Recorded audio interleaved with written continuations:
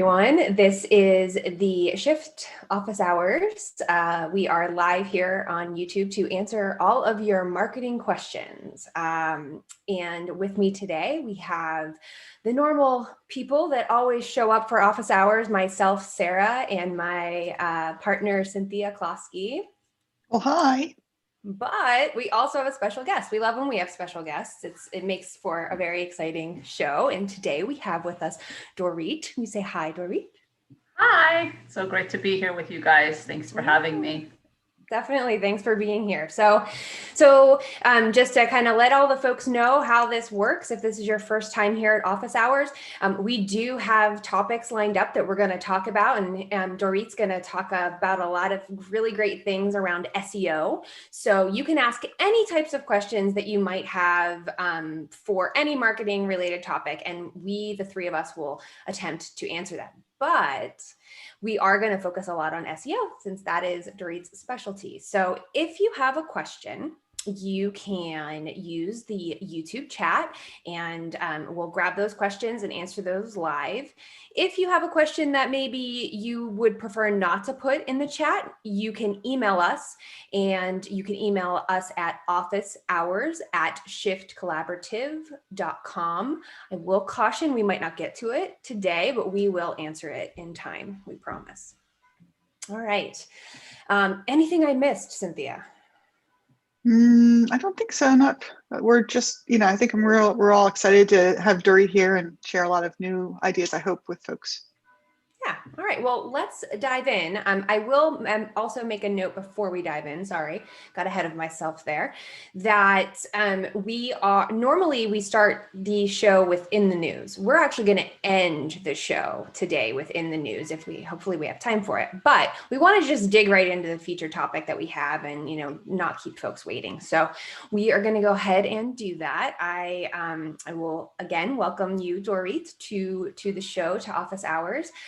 We're really excited to have you on, and I want to let all the folks know that, a little bit about your background. So, and you can fill in any of the missing pieces, of course, for me, but you're a writer, you're a storyteller, an author, a coach, a teacher, you do it all. But your sort of area of focus is around search engine optimization. And in fact, you're even licensed for search engine optimization copywriting from the SEO Content Institute. That's very cool. It's very awesome. So we're excited to have you on the show today to, of course, talk about SEO. So welcome.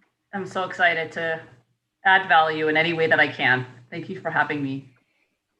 Yeah, absolutely. Because I think, there's a lot of things that in marketing that for business owners and entrepreneurs can be kind of hard to, kind of wrap your head around and understand. And of course, in marketing, things are always changing and evolving. And I think, when it comes to search engine optimization, it's one of the areas of marketing that is a little bit like sort of mystifying for some. Right. So, right.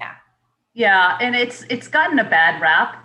Heather Lloyd Barton, who certified me in SEO copywriting, and she famously said, SEO has gotten a really bad rap because it's been associated with nerdy and geeky things, very technical. And that's actually one of the reasons why I was like, man, I don't want to go there. I don't want to do that. It's too complicated. It's too data driven. It's only reserved for, people who really know what they're doing. Mm-hmm.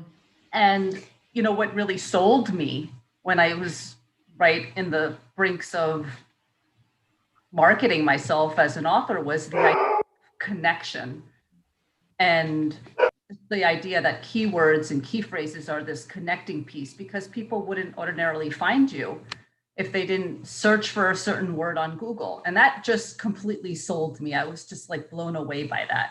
Just that idea alone that people can find you in the midst of their despair at 3 o'clock in the morning, and they're like Googling something, and all of a sudden you appear. It's almost by magic that happens. But the work itself is magical. But the idea of working my way up to that ladder was like, I don't know if I can do that. And yet you did. And yet, yes. So it's exciting. But yeah, you're absolutely right. It's demystifying process to help people understand what it is and why it's important, which is why this opportunity to educate people is so important. Cool. Well, maybe Absolutely. that would be a great place to start. Like, how do you define SEO or again, search engine optimization? We say it so fast. I think sometimes when people are brand new to it, they're like, what is SEO? But what is search engine optimization? Yeah, it's so funny. I go to like a dentist appointment or any place, and they're like, what do you do for a living? And I'm like, I work in SEO. And they're like, what? It's like trying to demystify that. But really what it boils down to is that it's the art of convincing Google that your website or your blog is useful and it should rank highly in the search engines. That's the fancy schmancy search engine optimization way of looking at it. And the way the components of SEO is the links, the optimization strategies like keywords, the ways that you're promoting your content on the different channels, social media, and so forth. I mean, that's part of it. But really, it boils down to on-page and off-page SEO, the technical and the non-technical stuff. Excellent. Well, so how do you, so there was you mentioned strategy. Right. What goes, so those pieces all go into the strategy, I guess, then the off-page and on-page pieces. So, in order to get ranked for a certain term or for a product or a service, the way the strategy works is, what are you doing to put yourself out there? What kind of content, what optimization strategy? So the strategy is the how, not just the what. It's measured by what content are you creating that will actually sell what it is that you want to promote, right? And the way that people find you are typically by Googling. So the strategy, there's two parts to a strategy. One is the content and one is the content marketing.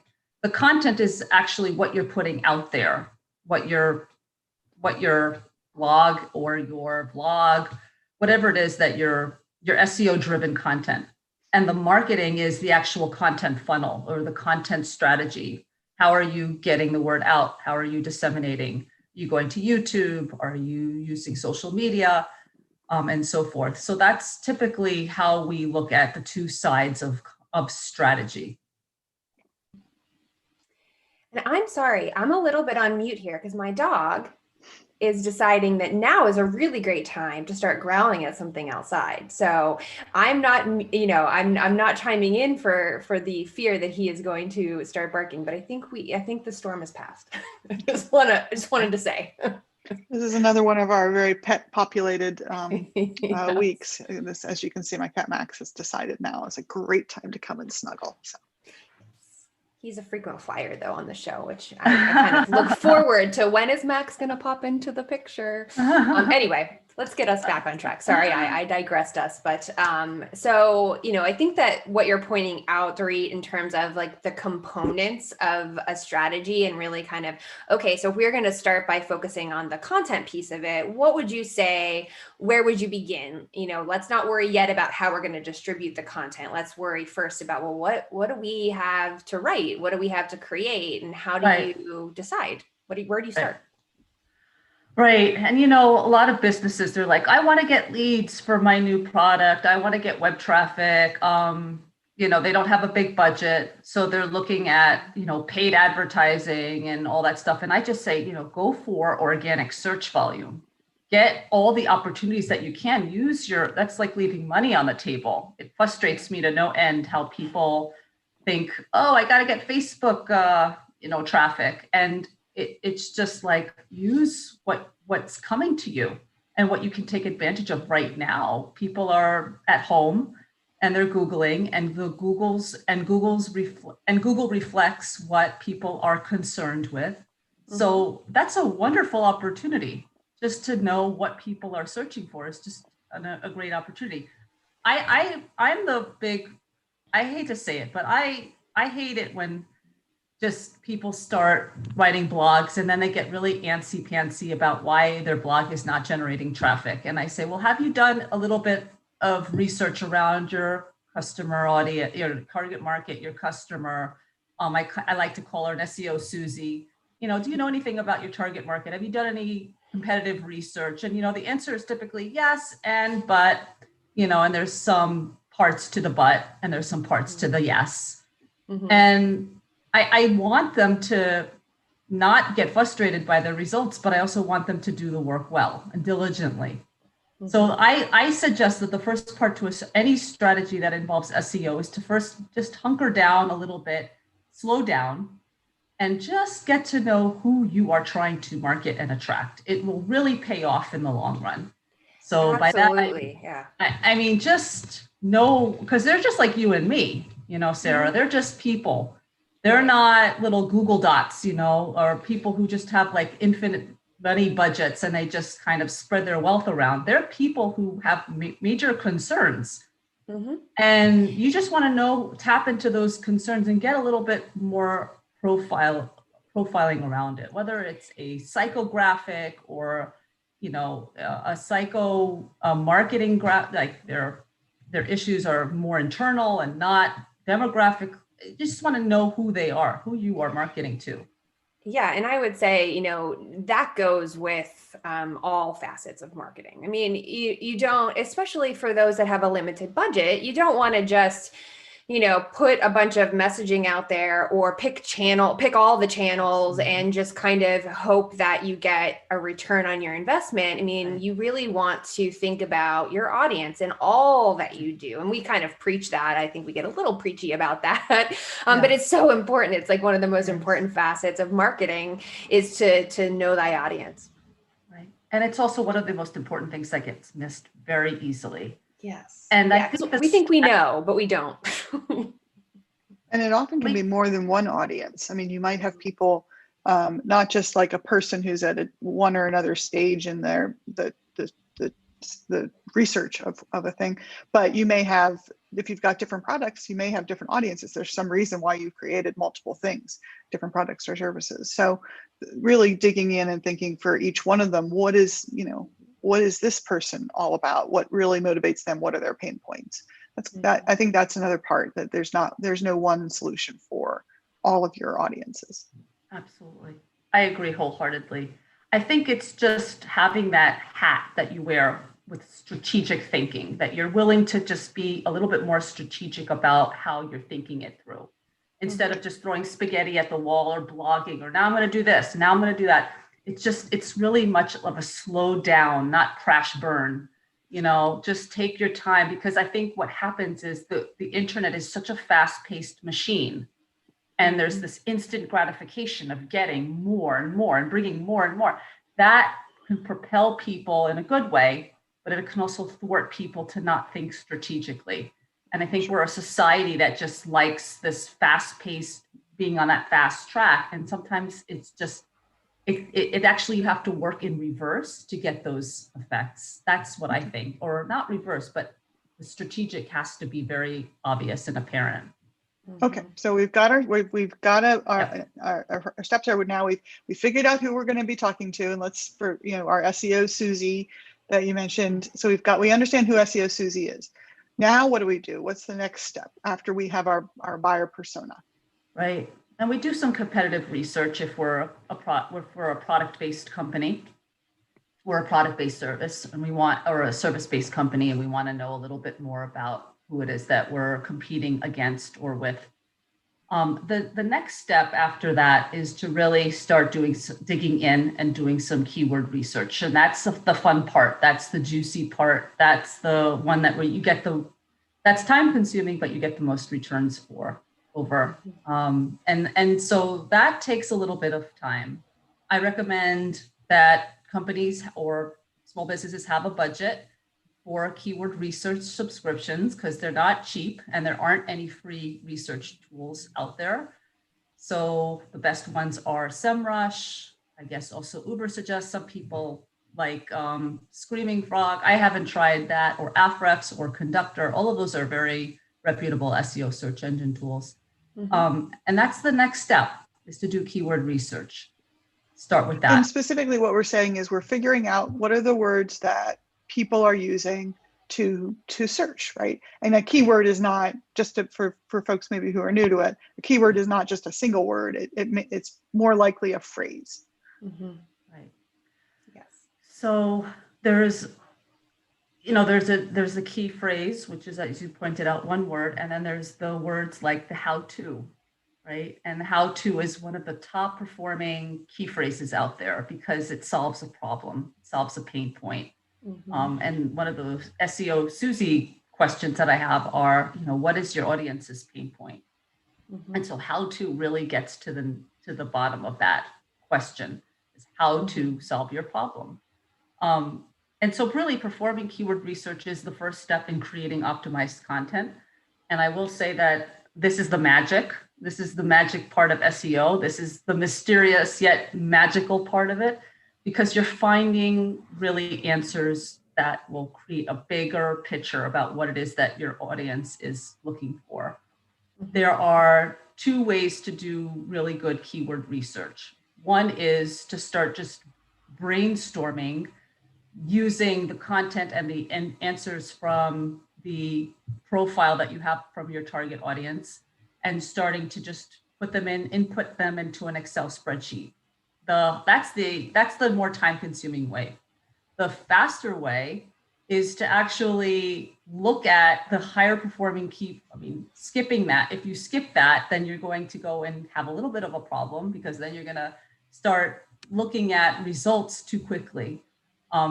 But there's two things about searching that I like to point out is that when you're looking at key phrase density, the higher the search volume, the more competitive the word. And sometimes the sweet spot is the lower the key phrase density. And so by doing that brainstorm, you're actually spending some time looking at different key phrases and keywords and not trying to rank along the more competitive ones, but being okay with a search volume of 10 or 20 a month is fine. As long as those users are engaged, that is a perfectly legitimate reason to choose a key phrase over one that's ranked with 1,000 search volume a month. Mm-hmm. Yeah, something that's going to convert or turn into a client, of course, is better quality. I'm sorry to interrupt you, Sarah. Right. Yeah, no, I was just going to say that sort of that same thing is that it's, so much of what we talk about in many facets of marketing is it's not quantity, it's quality. We really, it's okay if we get fewer people to the website as long as those are the right people. And that's where that keyword research really comes into play, knowing your audience and what their pain points are and what they're searching for and what questions they're asking, because you can answer that with content. And if you answer their questions, well, then they're more likely to buy from you because they are starting to trust you and look at you in the light that you want them to look in, which is, oh, this person knows what they're talking about and they have a product or service that can help me. Right. Absolutely. I think the misconception lies in the numbers. People think the more the numbers, the higher I'll get ranked, because look at all the people that are searching for this term. Like that's typical. And I try to convince them, educate them that that's not how it works typically. And so we want those transactional key phrases. And I think the more specific ones lend to more transactional by behavior.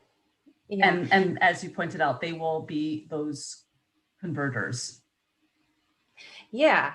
And one thing I know you mentioned a couple of minutes ago about the keyword research tools being mostly in you have to pay to get access to them. But I think there are two ways that you can get a little bit of free stuff is if you have Google Analytics and Google Search Console set up and you're gathering that sort of data, you can see what search queries drove people to your website, but also what impressions you got on something, but they didn't drive to your website. And so that can be an opportunity to be like, oh, we're getting impressed on this keyword that we would really like to gain traffic on, but we must not have enough content or good relevant content in order to make that happen. So I think you can find some opportunities in there on a, I guess on a lower budget situation in which you can get some of that data.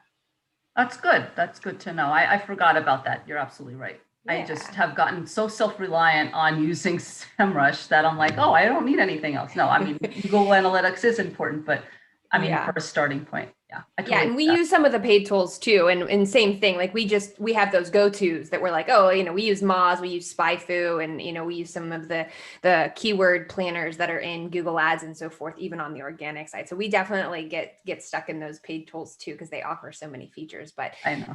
there's workarounds.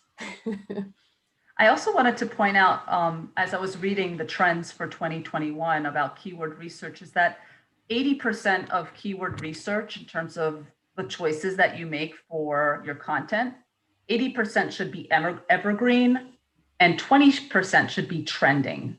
So for example, I'm just looking at my notes here. For example, if you are a digital marketing agency and you're using things like evergreen key phrases like SEO writing tips or SEO basics, but you also need to pay attention, this is if you're a digital marketing agency, you also need to pay attention to trending words, trending keywords, such as the latest products available in your marketing. For example, let's say how to optimize for voice search or predictive search. Those are things that are really trending right now. So I just wanted to point that out. Sometimes we're emerging with new products and new services. That's another way to kind of get some of that market share for our own content. Yeah. And I think we often, again, might be an internal kind of a thing, but the 80-20 rule kind of plays out in lots of different facets of marketing. You can hear that in social media content, 80% other people's cool stuff, 20% of your own salesy type stuff, or, whatever the case may be. The 80-20 rule is a good benchmarking kind of a thing. Yeah. Yeah. What are the ways, Dorit, that you would go about identifying what the trending keywords are, the things maybe that you haven't been doing before, maybe, but that are coming into play? I think it boils down to the products and the services that you're offering. And that is a good starting point. To me, it wouldn't mean, one could say, well, that's also evergreen. But if you are bringing out, products about voice search, I mean, that helps your company also stand out. That's important for brand awareness. That's important for optimizing your content. There's so many ways to look at that. So I would start with the products and the services because that's a natural way of conversion as well. Great. I think also too, just to add on to that is that, so you can look at Google search trends. And that's right. And you can kind of, especially with the pandemic, we've had a few clients that have had a new thing or a service that they offer that the search volume went down on it. And they wanted us to keep tabs on when it spikes back up. We want to know, and then we can fire up our campaigns again. We don't want to be spending money at a time when these searches are lower for us. And so as a tool, and we're talking about a lot of Google tools today, but they happen to come in handy. But the search trends, and you can see globally what those trends are. You can look at just a certain region. You can look over, obviously a big swath of time to see, for example, summer camp. As a keyword, was problematic last year because a lot of camps were getting canceled, but towards anyway, things change. And so you want to be aware of those keyword search trends and kind of be ready. It's so interesting that you mentioned that. I think also Twitter, to add to the list of searches, Twitter search is also another way to do that. And I think it's just, the bottom line is we can't control any of these things that are making their way to the way how people are reflecting their concerns. But when we know what we know, it really puts us in a controlling seat, and it makes us, it really helps. Yeah. So thanks for bringing that up. I'm glad that you mentioned that. I should know that, right? Well, there's just so much out there. We got to help each other. Absolutely. So then, so we've got our ways of, we've got the keywords that we're looking at. We've done our research. Do you have, you've got the different tools that we've got. Is there anything else that you need to use in that? I mean, it seems like all these things end up in a spreadsheet, and then we're figuring out where we're going to go with them, right? Yeah, I mean, typically that's what you would want to see happen on visually. You would want to check for relevance once you're looking at, to make sure that the keyword really means what it's supposed to mean in Google. When I do the spreadsheet organization, I have 3 columns, actually 4. I have one for keyword and key phrase. I have one for, I call this tab a seed list. So I just dump everything in there. And it's just like, there's no right or wrong answer at that point, because you're just collecting research. I think what happens in this stage is that people want to get it right very quickly, and I think it's okay to just allow yourself to be put on the research hat and just do research, and just see what's out there. So I have one column for the keywords, one for search volume, one for relevance, one for key phrase density, and then another one for just plain notes, what's coming up, anything that I need to make sure I know. But that's typically what you would expect to see on my Excel spreadsheet. I know I haven't graduated from any of them because I keep going from the same tab to the same one. But that is pretty much the standard, the gold standard of doing it, with a research kind of approach. And at that point, Dorit, who do you have, from the client side involved in that process? Like, you pulled together all the research and you kind of prioritized based on relevance and search volume, and maybe you whittle down to like, here are 15 to 20 that I think we should talk about. Who's in the room for that conversation? Who's it good to have in the room for that conversation? Yeah, I mean, I try to get as much content in front of me. So if I'm optimizing a book marketing client or a company, I try to make sure I have everything that I need in the room before I actually make executive decisions, what to keep and what to let go. Mm-hmm. At that point, when I'm ready to have a conversation with the client, with the company, whatever it is that I've chosen, I'm showing them, color-coded examples of my spreadsheet, saying these are the ones that I think we are going after, and then I point out the reasons why. Mm-hmm. And that's basically how I conduct the conversation. And I really want them to kind of feel rest assured that the numbers, the higher the number doesn't mean necessarily better. So we have the numbers conversation right off the bat, and I try to keep that there, but I want them to know that, I've done due diligence to their content. And I think that's what anybody who's trying to do keyword research, it's like, just do your due diligence until you've kind of done, you've done it justice, you've done the content justice, and you've approached it from different angles, different consumer angles. So, I have that gift of objectivity. I'm not the product, I'm not the service, I'm not the company. So that helps the conversation actually move a little better. Sure. And truthfully, it's just a matter of, showing them the numbers, having a numbers conversation and saying, the key phrase density is this is the search term, and it's more specific. And the more specific we want, more specific. And I even have, I try to educate them to share with them things like, what is a long tail key phrase and why that's important. And that sometimes it's worth optimizing this key phrase with the brand, because that will create more brand awareness. And so I don't look at it as like, you failed, you did well, you didn't do well, the numbers are here, the numbers aren't there. I try to really have a very honest conversation, but backed up by the data, but also explaining, why we're not going after these 1,000 search volume type, key phrases. And I think that really kind of settles them in a little bit. They start to understand that how SEO works. It's not like, don't just pick key phrases for the heck of it because it sounds great, Mm-hmm. Where the numbers are so nice. Right. That's good. I think it's, in any case, backing things up with data is always helpful. So you have the confidence to say this is a good path. We think this is a good path but just because, I think a lot of times you can always fall back on that data too. If things don't go like you planned, you can look at it again and say, did I misinterpret this? But you have that data there, which is really helpful. Another question I have is that, so, let's just say you have somebody that has been putting content on their blog, and maybe they're that person that kind of just been throwing up posts. They think they're interesting. They aren't necessarily seeing the activity that they're hoping to see, the lead gen that whatever the sort of objective is, they're not seeing that come to fruition. And now you've got this great set of data that you've organized to say, here are the keywords and the long tail keyword phrases and all the data is there, right? Do you then kind of look at the existing content and say, if, because I'm just saying for the budget standpoint, perhaps you don't want to start from scratch in all cases. Do you look at the existing content and see if you can repurpose it or reframe it or use it? Yeah. Does that come into play? It's a great question. I'm glad that you brought that up because it's a budget question as well. Mm-hmm.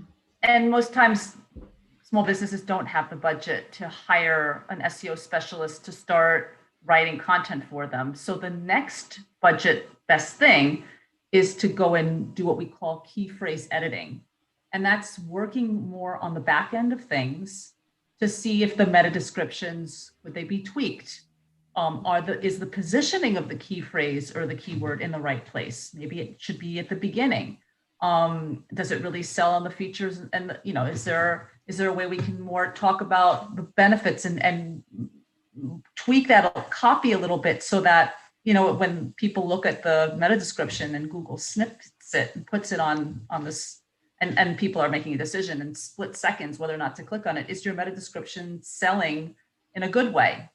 Is it really enticing people? Is it like 5 things to, or how to? Is the title compelling? Because that's really what gets people to click on content is the title. I think there's like 99% or some marketing study had done some research. I wish I had the numbers, but I know that that's a big, huge factor. Mm-hmm. So I kind of suggest that because right now things are tight on the pandemic side of things, and there are ways to kind of DIY it, kind of. Yeah, like smaller tweaks that perhaps if the content inside of the wrapper is solid, and you can just make some tweaks and try out a different headline or a different meta description, change out the pictures, like change out maybe the way that the content flows to make it a little bit more interesting, so you can maybe kind of reuse what you already have, but make it more compelling and sort of starting there, and maybe even retrofitting it for some of the keyword research that you've done to say, okay, well, if we optimized this existing blog post or page on our site for this keyword phrase, what would that look like? Right. And I think having a team approach, and sharing it with another member of a team and saying, if you were the target audience, because you've done your keyword research and you've done your SEO Susie stuff, would you click on this? Like really have an honest question, would you, is this compelling enough? Right. Is there something we can do to get that title more optimized? And sometimes that is not just a title thing, that is also a copy thing. Now you have to revamp the content. Maybe the content wasn't really singing and it needs to sing a little bit more, or the headlines, the subheaders and the subtitles, maybe there's some room there for, making it a little bit more salesy, but in a good way. Mm-hmm. Things like that are just kind of like a little checklist, check. Yeah, for sure. I think it's kind of, we often are in the situation where we're going to have to kind of spruce up some content. And I find that to be just as much, if not more challenging than starting from a blank slate. Really thinking about, okay, this is how this was written. And let me apply what I know about the audience now. Let me apply what I know about the keyword focus, and like, how do I, to your point, make this content sing? I love that phrase. Yeah. I think that's really great, and I think that does take a fresh perspective, and you may be able to, if you're on a tight budget, you may be able to do that yourself, but you really have to take, if you were the one that wrote it, for example, in the first place, you really have to remove yourself from it to be able to look at it with that outside perspective and say, okay, now, with this keyword research that I've done, what would I do with this piece of content that was created? You bring up a really excellent point that I just remembered about how companies and small businesses are very different in the way that they approach the content hierarchy. And one thing that people have a gripe with is that they read a company's blog and it doesn't sound like anybody in the company has written it, And so small businesses don't have that problem so much because they're kind of bootstrapped to the core who they are. So it's usually somebody who writes on staff, but still, I think the problem is getting brand audience, like writing it in first person I, is sometimes more authoritative and creates more credibility than just outsourcing it to somebody who doesn't even know anything about what the brand is all about. And I think even those small tweaks, now this might not be an SEO thing, but I think when you're trying to get people to land and kind of look at your content, sometimes the CEO is like somewhere else, right? And not where the blog and the focus should be. And I think 2020, I was reading 2021 is about brand awareness. And I think you can do that. You can capitalize on that by bringing in the people who really play key parts and bringing them in and having them tell stories and using keywords to drive the pain points. Yeah, I think that's interesting. What you were going to say something, Cynthia?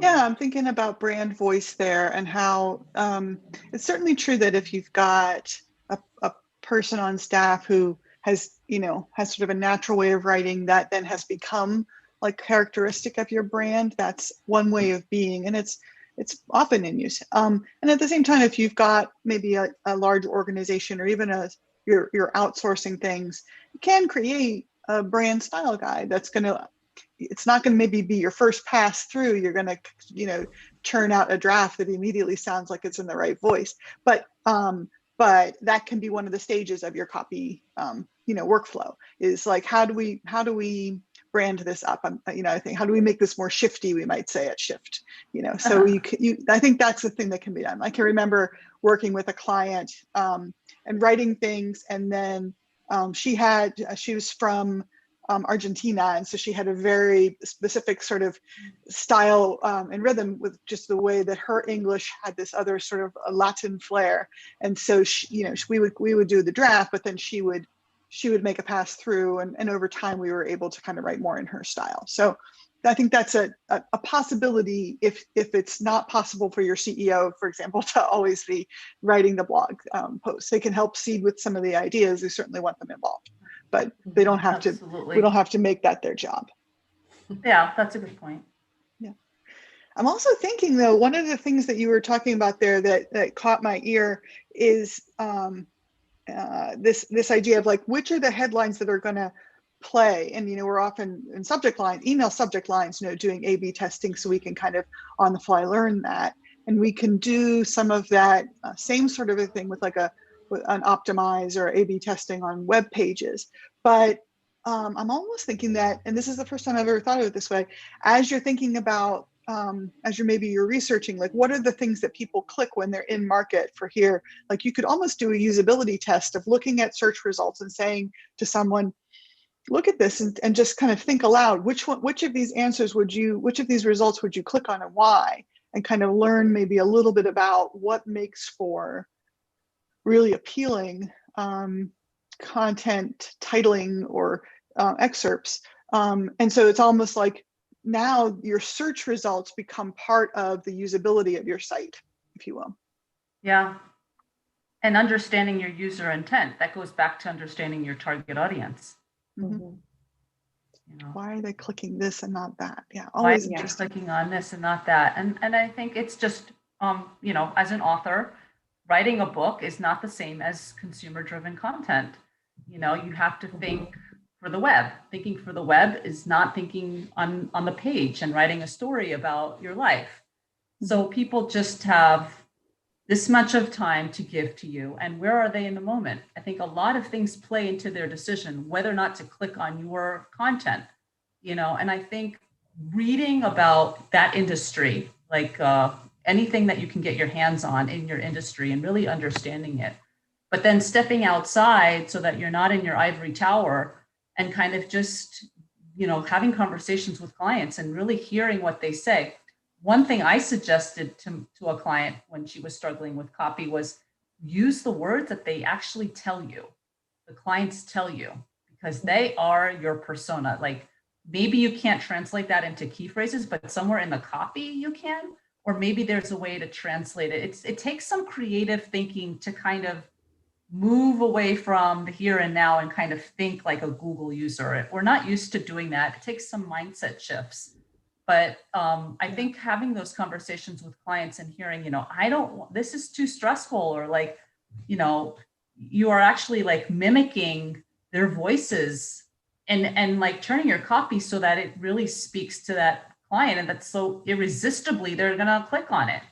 And I think having those conversations every now and then, and just reminding yourself, and even putting it on a Post-it note or a little, document or a spreadsheet, what are the phrases, the catchphrases that they are saying? Because that's a great reminder to kind of stay in that zone. It's one of the trickiest balancing acts, is how much do we use our industry terminology, our jargon? How much do we go out of that? If we go out of it too much, do we sound like we don't know what we're talking about? But if we're always talking to the educated audience, are we missing out on the other audiences that maybe could be prospects? It's got to be one of the biggest challenges in any kind of content development. Yeah, and I think that's why we want to use SEO to appeal to some degree to all stages of the buying cycle. So whether they're a prospect and they're just trying to get educated, so how to is one of those things. Or if they're ready to buy, then you have a product ready and it's called X, and so you ideally, and this is the hardest part of optimizing content as far as a strategy, ideally you want to have a variety of key phrases that appeal to all stages of that buyer's market, buyer's audience. And that goes back to, again, knowing your target audience and what their pain points are and what influences their decision at different points in that buyer's journey. Right. And I was just thinking when we were talking about, how to get creative with copy, why don't you just talk to some of your customers? Sometimes we get a little bit of hesitation from our clients to actually go to the customers and ask them questions. Some of the things that we hear, that kind of like burden them, or I don't want to bother them, or, but most of what we've found is that customers, when you position it as like, we just want to help, other people like you get great information. We want to know that we're connecting you with the best information, that we're doing all we can for you. So that's why we're doing this. It's not at all malicious. It's not trying to bother you. It's really trying to understand how we can better serve you. And if it's positioned right, then I think it's totally well worth talking to your current client base to make sure. Absolutely. That's wonderful thinking. I think also just companies don't do this because they're doing other things. And so the customer is not used to it. Yeah. But they see the value of it. If it's done strategically and well, as you said, then they understand it right away. But the problem and they feel great. They maybe are more loyal to that brand because they're like, they care what I think. Absolutely. Absolutely. I wanted to point out that one of the most highest converting pages, can you guys guess what it is? In the world? No. No, on a website. Well, as far as, in addition to products and services, the most overlooked page on a website. Can you guess that people, I don't know if you'll guess this, but I didn't know it either until I read about it. The most overlooked? Overlooked page with a lot of conversion potential. I should have rephrased that better. Support? About? Cynthia, you're getting closer. It's Contact. described in a different way though. I give up. No, don't say you give up. So it's kind of like support. Is it just contact? It's very close to support. You're Frequently almost asked funny. questions? What? Frequently asked questions? Exactly. FAQs. Exactly. Okay. And so there's the customer right there looking for, almost like you're interviewing them, asking them questions, right? So why is that a great conversion opportunity? Because a person who goes to a company's website and reads the FAQs is not wasting time. Yeah. They are dead serious on learning more about your products and services. So I'm kind of using what you just mentioned earlier, Sarah, about, interviewing a client. Well, it's almost like you are interviewing them and putting their questions on the site for everybody to see. It's like, I don't know if this product will help me. Will it help me? Yeah. And so how will it help me? And so they're on the fence whether or not they're going to convert. And it's our job to the company's job, the writer's job, to make sure that they have all the information that they need. And so if that's optimized well, you've got really good fields of conversion there. Your seeds are ripe for planting. And I just get blown away when I read FAQs. I was like, I used to not like reading FAQs. Now I'm like really in love with. Well, I think you can get creative with them these days too. I mean, as you think of, like when we think about web design and mobile friendliness and thinking about like accordions and sort of things that maybe aren't as accessible and user friendly, there's ways you can take those FAQs probably and do them in a more fun way. I mean, you could take, let's say your top 10 questions, you could have a blog post or a page just answering that question. And it could be, here's the answer to this question. Here's a video you can watch that's 3 minutes that is from an actual customer answering that question. I mean, there's just so many ways you can generate more content from the standard typical what you think of an FAQ. Yeah, and I think that's just the part of the strategy that can be fun. I think really understanding your target audience is part of that strategy. Like, what content will they consume? Are they a video based audience? Do they need you to demonstrate products and services? If so, video tutorials. Yeah. But FAQs for any product that lends itself to that is just almost like mandatory. Like, how could you not? It's like money on the table. Yeah. And I just want to give a shout out to one of our viewers, Elaine. She got the question right. She put FAQs in the live chat. So kudos to you, because us here, we're guessing everything but that. So good job, Elaine. Good job, Elaine. I actually had yesterday a very frustrating experience with an FAQ page for a company who I will not name. But I was looking for a piece, and this is a company that is a vendor to us, that they have a service that Shift uses, and I needed to look up something. It's a thing I've looked up a million times, but they had renamed the stuff in their FAQ section to use their like product names as opposed to just the term that this thing is, these settings that I needed that were in the domain DNS. And so like everything I tried to search, it was giving me these results that are like, I don't think that's what I want. Is that what I want? That's not what I want. And it turned out that it was one of them, but it was labeled with, their sort of service product name. But I was like, do I have the cloud thing? I don't know. And, wasted a good 20 minutes on it. It was terribly stifling. But I think that really just fits with what you're saying, Dorit, that you need to write these things. You need to be aware of the things that people are searching for and using the terminology that they are going to use, and put yourself in their mindset. If they're going to the trouble of looking it up, help them look it up. Right. Absolutely. And I'm sorry you had a frustrating experience. That can be really disheartening, but 20 minutes is not 20 hours. Hopefully you eventually found it. But yeah, that is frustrating. And that's the last thing you want an FAQ to be, is a frustrating experience. You want to be, the point of it is to give people answers quickly to the most commonly asked questions. So it should never be a frustrating experience. So you should fill out a feedback ticket on that, Cynthia, if you want them to fix it, I guess. Okay, so we have about 10 minutes left, and I have a little how-to, but before I get to that, Dorit, I just want to give you an opportunity. Is there anything you want to, close with, any kind of parting wisdom you want to give? And then my how-to is all around a lot of the things that we've been talking about, so I imagine you can still chime in on these things. Yeah, sure. I mean, if anybody here is listening, either as the live or later as the replay, just, you're in the SEO kind of waters and it's new to you, my advice is just give it time, because SEO is a learning curve. It just takes time, especially it's a mindset shift, especially if you've never done it before.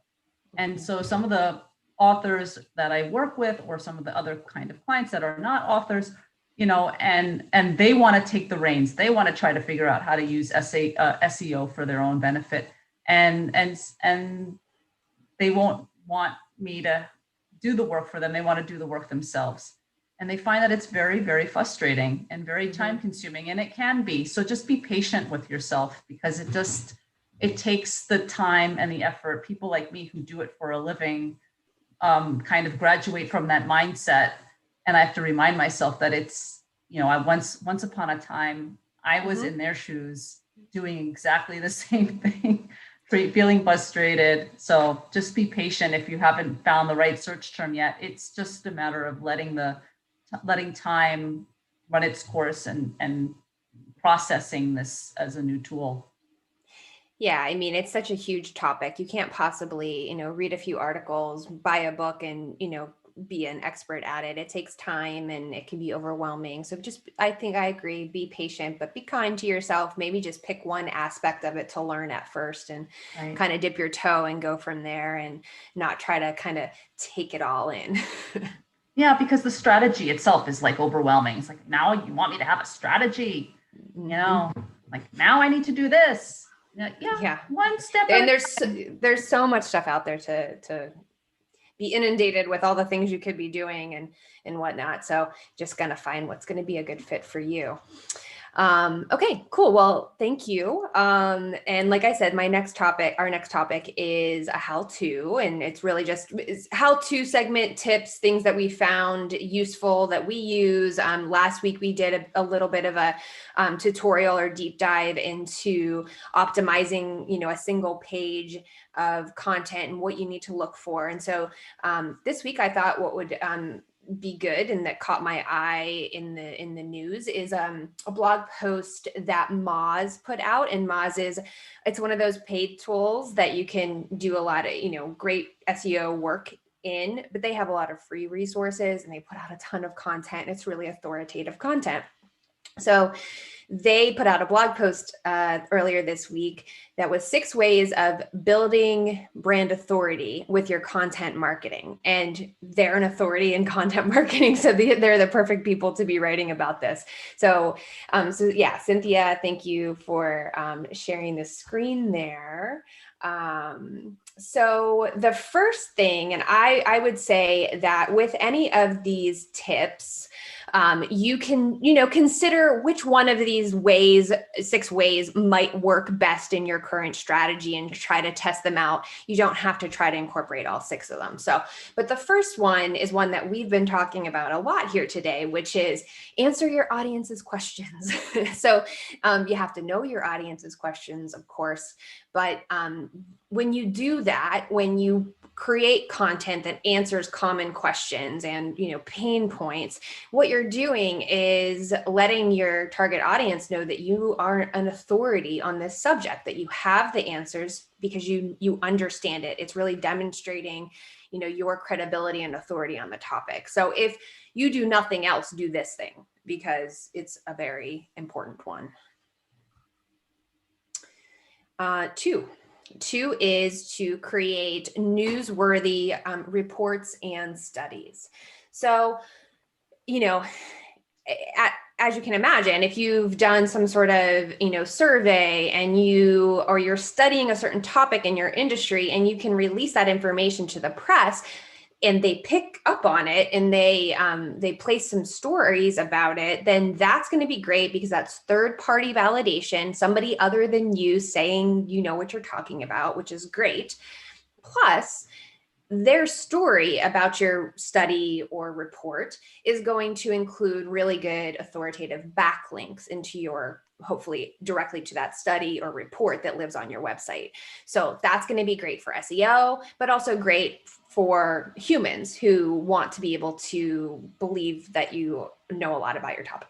So if you can do this, this is a great thing to do. I think another thing that we talked about, like the SEO writing the blog post, for example.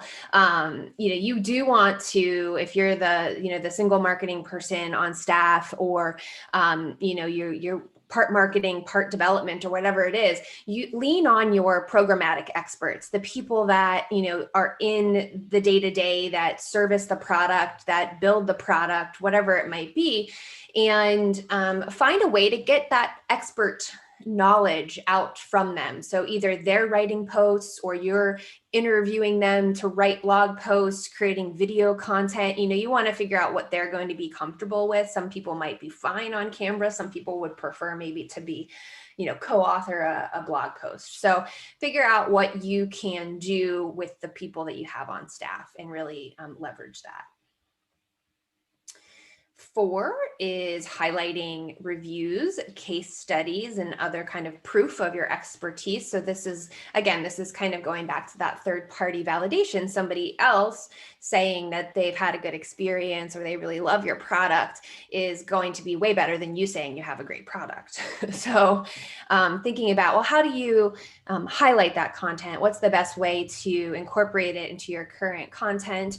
Perhaps, you can work it into your homepage. You might work in some of the testimonials to high converting pages on your site. If you have a landing page or, anything that is going to be a point where somebody's making a decision, you want to maybe put that and highlight that third-party validation so that helps them really take that next step.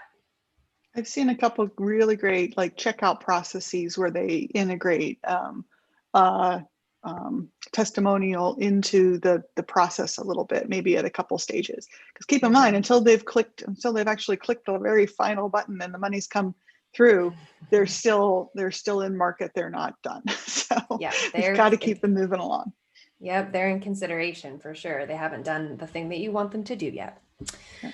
The 5th tip that they have given is to associate with other authoritative brands. So, these are folks that you respect in the marketplace that you maybe partnered with in the past, and maybe they've been around longer. They already have that authority. They're already trusted.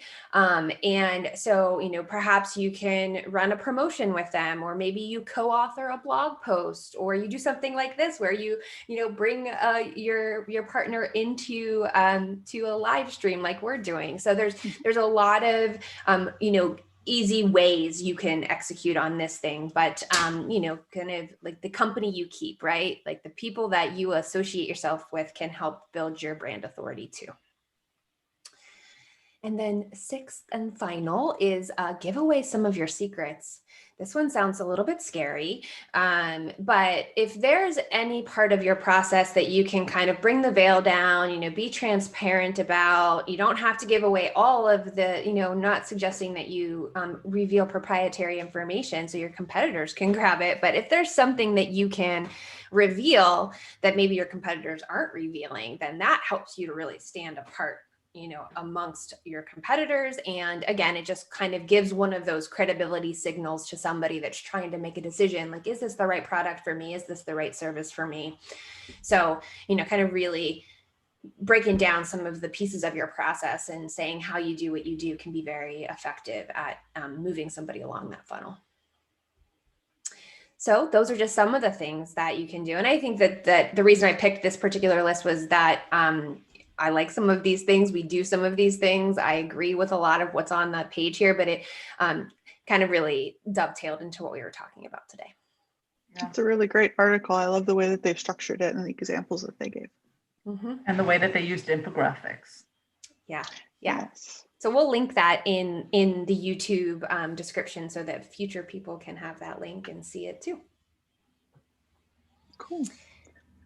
Well, I feel like I want to go and optimize some pages right now. I want to go, but again, I know I'm not going to just dive right in. I've got to work on my personas first, really think about who am I trying to work with and what are they searching for. So, but how-tos, case studies, all of these things that we've been talking about, and FAQs, which for whatever reason took us a minute to remember, just are such great technologies for everyone to be able to use once we figured out what we're going to target. Absolutely. Yeah, I think the sort of, if I had to sum up the name of the game here is do your research, not only the keyword research, but really understanding your audience. And, that investment that you make in doing that research is going to pay off in other areas of your marketing. too. Absolutely. It just starts your work on the right way, in the right foot. Yeah, absolutely. Absolutely. Well, thanks so much for, oh, you go ahead. Sorry, I was going to say exactly what you were going to say, which is thanks for joining us today. And thank you, Dorit, for being here. We My are pleasure. heading into, we're so happy to have you, and maybe we can have you back again. We are heading into a holiday week next week, so we will not be here on Friday. We will be hunkering down, probably most likely, with the few amount of family members that we're allowed to be with. But hopefully out there in the world that you have a wonderful time and are able to get at least FaceTime with your family members and have a restful few days off, we hope. So thank you for joining us, and we will see you the following week. Have a great couple weeks, folks. Take care. Bye. Bye.